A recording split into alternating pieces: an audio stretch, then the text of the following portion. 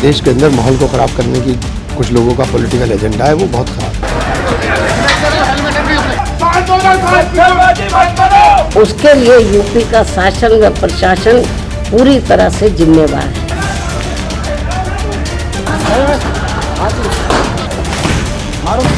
अगर बटेंगे तो कटेंगे। आप देख सकते हैं कि किस तरह की सिचुएशन हमारे देश में है। इस तरह की बातें करके क्यों हमारे बीच में, हिंदू मुसलमानों के बीच में एक टेंशन पैदा किया जाता है। चुनाव के चर्चा न हो पाए, हमारी आपकी प्रयास गड़बड़ा जाए, इसलिए जानबूझ करके सुबह सर्वे की टीम भेजी।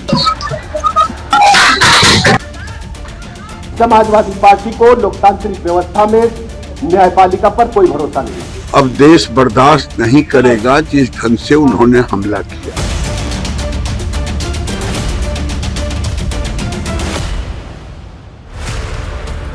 संभल में इस शाही जामा मस्जिद की जगह मंदिर था या नहीं, अदालत सर्वे करवाकर तथ्यों के आधार पर इस मामले की सुनवाई करना चाहती है।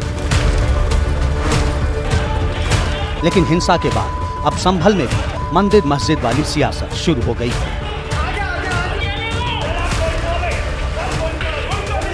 बीजेपी की सांसद कंगना रनौत ने संभल की घटना पर राय देते हुए कहा कि एक हैं तो सेफ रहेंगे। अगर बटेंगे तो कटेंगे। आप देख सकते हैं कि किस तरह की सिचुएशंस हमारे देश में ऐसे एरियाज भी है जहां पे जाना ही अलाउड नहीं है इवनिंग के बाद।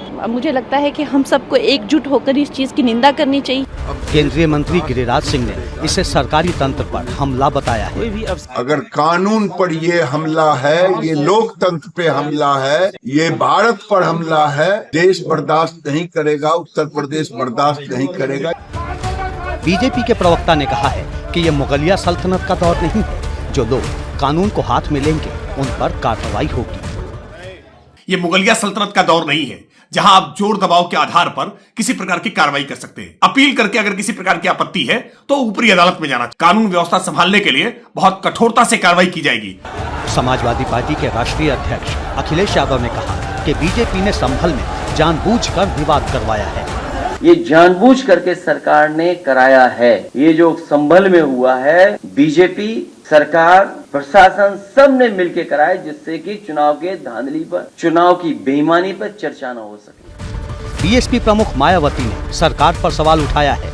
वो हिंसा के पीछे प्रशासन को जिम्मेदार ठहरा रही है। संभल जिला सहित पूरे मुरादाबाद मंडल में काफी तनाव की स्थिति व्याप्त थी। उसके लिए यूपी का शासन व प्रशासन पूरी तरह से जिम्मेवार है। कांग्रेस नेता इमरान मसूद ने सुप्रीम कोर्ट से मामले का संज्ञान लेने की अपील की है। साथ ही इस मामले को देश तोड़ने की कोशिश से जोड़ दिया। बहुत दुखद है और इस प्रकार के विवादों को पैदा कर देश के अंदर माहौल को खराब करने की कुछ लोगों का पॉलिटिकल एजेंडा है। सर्वे क्यों हो रहा है, पहली बात तो ये मैं मालूम करना चाहता हूँ। क्या उस मस्जिद को डिमोलिश किया जा सकता है? हमारा सांप्रदायिक सौहार्द बिगाड़ने के लिए ये सब काम किए जा रहे हैं। भाई संभल में सर्वे के लिए जो टीम गई है, ये न्यायपालिका के आदेश पर गई है। न्यायपालिका को आप मानेंगे नहीं, निर्वाचन आयोग को मानेंगे नहीं, संविधान को आप मानेंगे नहीं। अरशद मदनी ने आरोप लगाया है कि मुसलमानों को नुकसान पहुंचाने की कोशिश की जा रही है। ये हमारे मजहब को, जो हमारा हक है, उसको छीना जा रहा है। पहले बाबरी मस्जिद का मसला हो चुका है, फिर उसके बाद दूसरा मसला बनारस के अंदर चल रहा है। ये मुल्क के आने वाले दिनों के अंदर मुल्क के लिए बहुत तकलीफ दे चीज। उधर बाबा बागेश्वर धाम धीरेन्द्र कृष्ण शास्त्री ने कहा है कि अगर वहां मंदिर है तो मंदिर बनना चाहिए। कैला देवी मंदिर के महंत ऋषिराज गिरी महाराज के दावे के बाद संभल में मंदिर मस्जिद विवाद की शुरुआत हुई। ये मस्जिद नहीं है, संभल में हरिहर मंदिर है और हरिहर मंदिर की पुनर्प्राप्ति के लिए ये दावा दायर किया है। हिंदू मंदिर तोड़कर ये ढांचा तैयार किया गया है। हिंदू पक्ष ने 19 नवंबर को सिविल कोर्ट में एक याचिका दायर कर सर्वे की मांग की थी और 19 नवंबर को ही कोर्ट ने 7 दिनों के भीतर सर्वे करवाने का आदेश दिया। ऑर्डर जारी होते ही उसी रात एडवोकेट कमिश्नर रमेश सिंह राघव अपनी टीम के साथ सर्वे करने जामा मस्जिद पहुंचे और मुआयने के बाद लौट आए। दूसरी बार फिर से अपनी टीम के साथ पहुंचे। सर्वे टीम को देखकर भीड़ जमा होने लगी। देखते ही देखते वहां मौजूद लोग उग्र होने लगे और तनाव की स्थिति बन गई। सर्वे का विरोध कर रहे लोगों के बीच से पत्थरबाजी शुरू हुई और इस हिंसा में नोमान बिलाल और नईम नाम के 3 युवकों की मौत हो गई।